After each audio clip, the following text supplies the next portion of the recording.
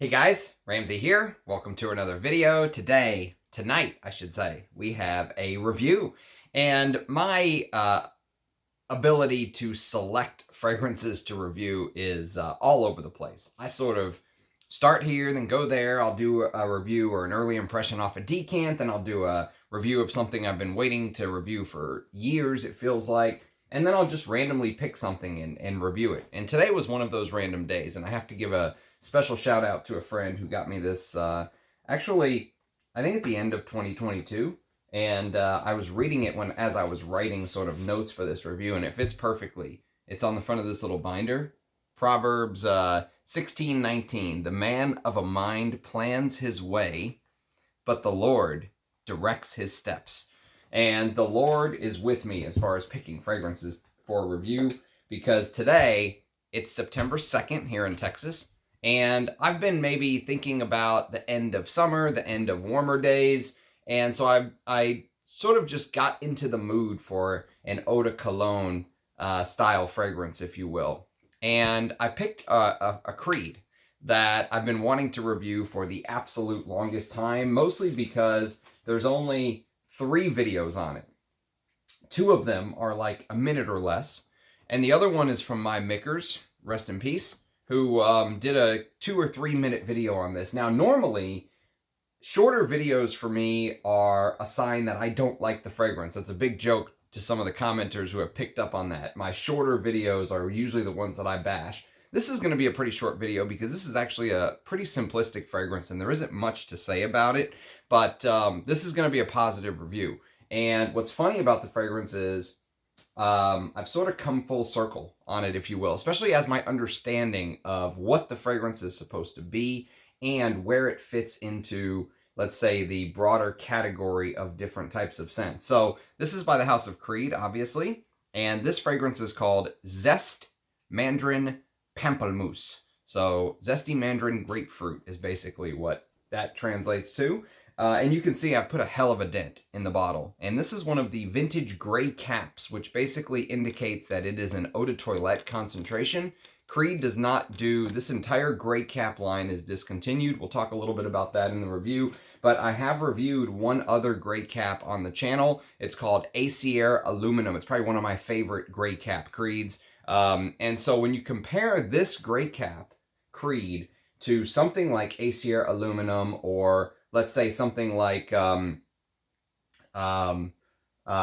a Royal English Leather, which actually Creed claims was made in the 1700s, which is absolutely an outrageous claim. We won't go into that topic right now as far as Creed's backstories of things go. But let's just say when you sort of stack this up against some of those much stronger offerings, right, you sort of can easily overlook this or say this is one of the weaker Creeds. But actually, for what it does, as far as a prototype Creed fragrance, okay, the Creed DNA, if you will, and a citrus-heavy fragrance, I'm going to go out on a limb and say that this is one of the finest grapefruit and mandarin slash grapefruit fragrances I've ever smelled. And it's taken me a while to get to that hypotheses, let's say, but I'll sort of give you what I get when I wear this. I've been wearing it all day as my scent of the day. You see, I put a hell of a dent in the bottle, and so let's go. Let's get started. So basically, this opens up like a prototype of a Creed fragrance. In fact, this came out in 1975, and so I don't know who the perfumer is. Some of these older fragrances before Pierre Bourdon really came onto the scene when it comes to Creed is hard to track down. Of course, if you look it up, it's going to say Olivia Creed is the perfumer. You decide for yourself what you think of that right there. But so this opens up like a prototype Creed fragrance. Like if you said, Ramsey, what is the Creed DNA? I would probably point you to a fragrance like this, in this style, because Creed does fresh fragrances just about as good as anyone else. Everything smells so natural.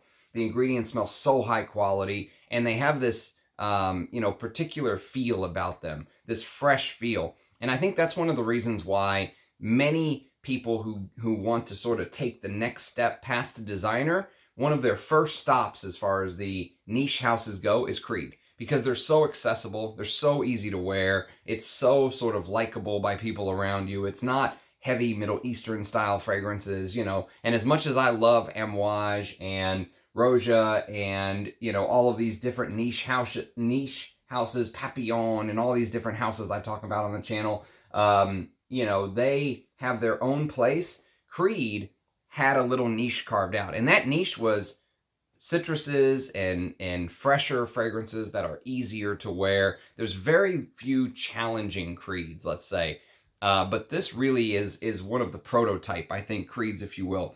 And it is a citrus fragrance that I think, if you said, Ramsey, I want to smell one of the best natural smelling grapefruit fragrances in your collection, this would probably be it. And honestly, this genre is not something that frag heads really go crazy for. You know, many frag heads are looking for the Interlude Mans and the Diaghilevs and the Mitsukos and the stuff like that, right? This sort of DNA, if you will, gets overlooked many a times, but there is a place for it. There's a spot and there's a place and there's a time. And when that time hits you, like today when I woke up this morning and I was realizing, damn, it's September 2nd. This is probably like the last week of 95 to 100 degree weather that we're going to have in Texas. I want a citrusy, fresh fragrance. Perfect for the occasion. Would I wear this every day? Hell no. It would get absolutely boring. But let me describe the way the smell. So when you first spray directly out of the atomizer, if you've ever had ambergris, like a real hunk of ambergris, and you've sort of rubbed it in your hands, right? And you get that like sort of ambergris, you know, slightly animalic, slightly ozonic, slightly watery, slightly salty, slightly briny, right? I actually have some ambergris tincture that Russian Adam diluted for me and sent to me. And this opens up a very natural smelling ambergris. Now, I don't know if Creed ever used real ambergris, to be honest with you. I have no way of knowing that, because I'm not going to sit here and claim that, you know, I am some sort of a ability to, I'm not a savant or anything like that. I was never a perfumer. I'm just a guy that loves fragrances. But to my nose, this is a very natural type smelling ambergris. It really gives that ambergris sparkle, if you will. So if this is not ambergris, if this is, let's say, salty ambroxan, and Creed was doing salty ambroxan even from the very beginning, they did a bang-up job as far as replicating what that real ambergris sparkle gives you, right? Imagine sunlight hitting off of the water, right? But this is not a aquatic fragrance, okay? This is a citrus heavy fragrance. And so, but I want you to imagine rubbing a chunk of ambergris together in your hands, or smelling the ambergris tincture, right? And blending it with one of the most realistic pamplemousse notes, grapefruit notes, that you could ever imagine. Sorry to my French, you know, listeners who probably their ears are bleeding every time I attempt to say a French word, even an easy one like pamplemousse. So you hear these reviewers on there, oh, the greatest grapefruit fragrance of all time is Dolce & Gabbana Light Blue Pour Homme Forever. And that was a big thing a year or two ago, or whatever it was, because it had that citrus opening, that grapefruit peel type rindy opening. And I've smelled that fragrance in passing. Granted, I haven't actually had a chance to sit down and you know, like make notes and dissect it. But I've smelled it in passing, because you can find Dolce & Gabbana fragrances pretty much anywhere nowadays, right? And it was at a mall somewhere, Macy's or something, I forget where. But it has no comparison. I mean, this is miles ahead. And that's one of the things that Creed did, this natural smelling freshness, okay? This natural smelling citrus notes. This very accessible, very natural smelling is the key here. And so this is, you know, doing citruses well is actually harder than I think some people give it credit for, because it's very easy for a citrus fragrance to sort of veer into that lemon pledge, right? That sort of toilet, bathroom cleaning product thing, if they're not very careful. And this doesn't do that at all to me. This is extremely natural. And if you've ever had like a food dish, or I know there's some alcoholic drinks that call for rinds of, you know, something like the zest of a grapefruit or the zest of a lemon or something like that, right? I just want you to sort of imagine in your mind's eye that you have this zesty feel. And I think it's mostly grapefruit zest that you're sort of smelling in here. because it's very sort of acidic. Acidic's a good word for it. Another good word for it is tart. The fragrance opens up very tart with that salty ambroxan/ambergris opening, if you will. And it's a little bit sour. And I think it's a little bit sour from the actual ambergris. The ambergris is sour. It is also sour and tart from the grapefruit, of course, the peel, the rind, if you will. But the mandarin adds just a slight bit of sweetness. If you've ever had like a clementine orange, I think they call them cuties here in the United States. You can buy them from wherever and you peel them and they're a little sweet, you know, right? The mandarin orange here adds just a little bit of sweetness to the top. It's not a super sweet fragrance, though. It's a citrus heavy composition. And you know, yet on top of that juicy, acidic tart, slightly sweet citrus opening, there's something that's very juicy and refreshing underneath, because the citrus notes, of course, yes, you're getting those tart, rindy peel, you know, imagine, like I said, imagine scraping a lemon zest or grapefruit zest, right? And you're going to get a little bit of that tart, sour, acidic feel, but there's also the citruses underneath, right? And the citruses underneath are so natural smelling. Slightly oily citruses is sort of what you smell here. And so it opens up slightly oily, citrusy, somewhat ozonic, somewhat sparkly, and so close to the Creed DNA. Like, this is like I said, a very tough perfume for frag heads to accept, I think.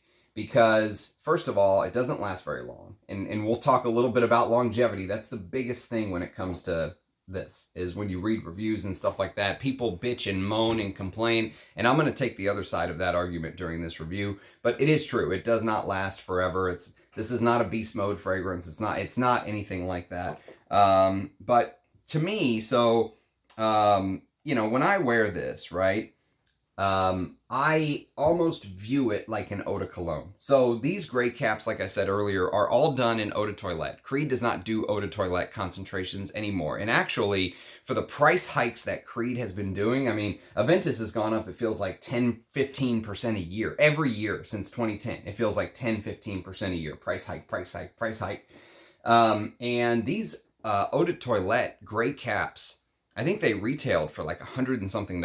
It was an absolute steal back when you could buy these still. I think this is one of the best value line Creed had ever had. Now these go for big money.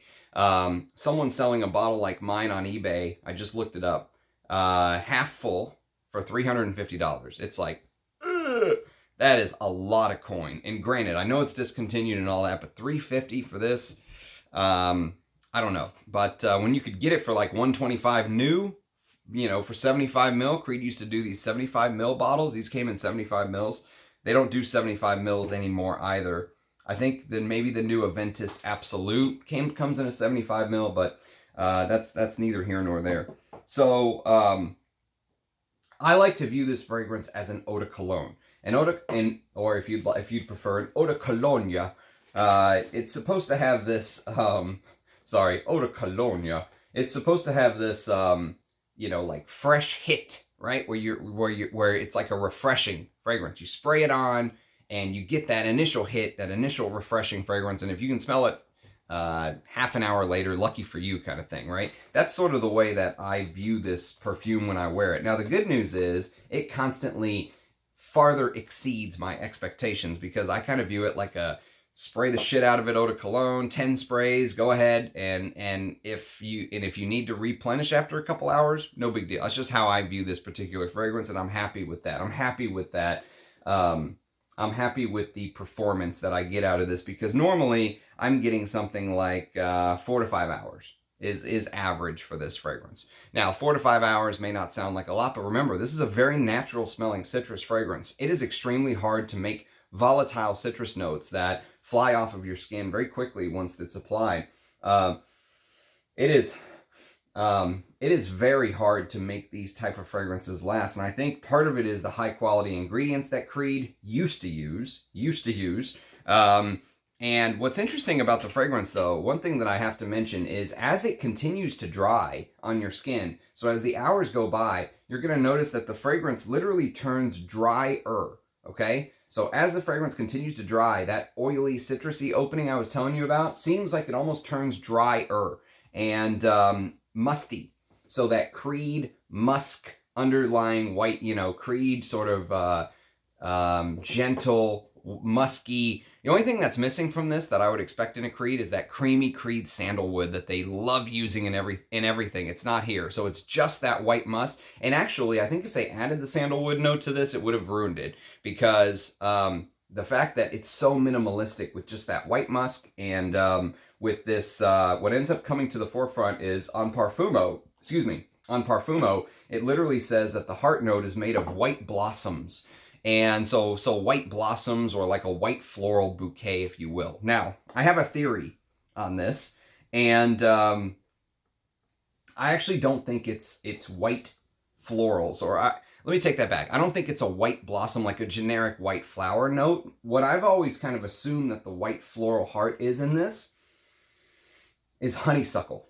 And there was actually, when I was in elementary school, there was a sort of a building that when I used to walk, because I lived pretty close to the school, and I could walk to that school. Goodman, I think it was Goodman Elementary. But I could walk to that damn school, right? And there was this sort of building with a chain link fence, which they don't do chain link fences anymore in the new areas. The older parts of Arlington where I grew up had chain link fences. And there was this honeysuckle tree, bush, whatever you want to call it, that was like intertwined with the chain link fence. And I remember we could walk by there, and the smell of the honeysuckle was like, if you've ever had like a big honeysuckle bush, you know exactly what I'm talking about. It is a smell you do not forget. That's what the white florals in here remind me of. A beautiful honeysuckle note is what I think it is. But Parfumo says white blossom, so you could just imagine like white florals, honeysuckle, and this patented ambergris, that salty ambroxan note, right? That really makes it last, I think, the 4 to 5 hours, because I think without it, this is a 1 to 2 hour fragrance is what I think. And some people claim they get 1 to 2 hours. I think they're probably going anosmic to it, and people could probably smell them for 4 to 5 hours, which is not bad. Especially if you go in with the expectation of this being an eau de cologne, you will be happy with the performance that you get, let's say. And don't forget, one of the greatest things about these old Creeds is the old school fire hose atomizer. That would just absolutely, it just lathers perfume on you. Like, one spray and it's just like it dumps this, and it doesn't use a lot of fragrance either. That's the thing. When you spray it, it's not like some atomizers that suck up the juice. That's the sign of a quality atomizer. I wish Creed would bring these back. I love these old fire hose atomizers. The only problem with them is sometimes when you spray, it doesn't spray. So you have to like prime it a couple times, but so what? I have no problem with that. But I really did like those old fire hose atomizers. So it just dumps fragrance on you. You're just coated in it, right?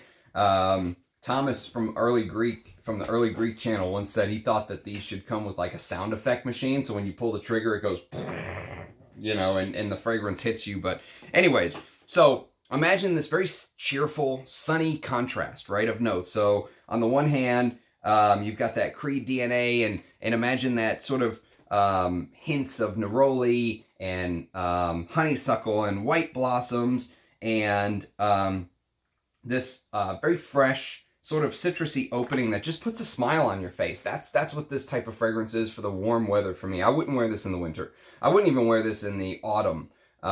In Texas, of course, I know Rich Mitch did his switch to autumn and winter fragrances already, because he does it every September 1st. But in Texas, in September, we could have 100-degree days. It's not uncommon. And so if you're talking like June, July, August, September here in Texas, that's the prime time to wear this. I wouldn't wear this in the cold or anything like that, because this is a fresh, uplifting, summery fragrance to me.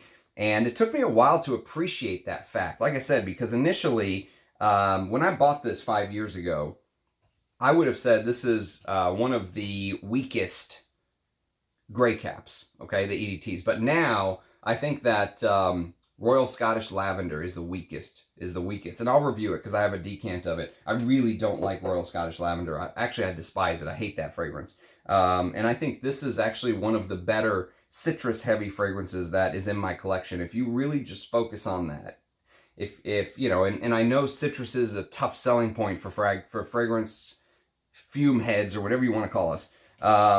And I might have bashed this if I would have just did a review on first impression, but that just goes to show why it's important to spend time with a fragrance, and also why it's important to put it not just chronologically. You know, this came out in 1975, so Creed says, right?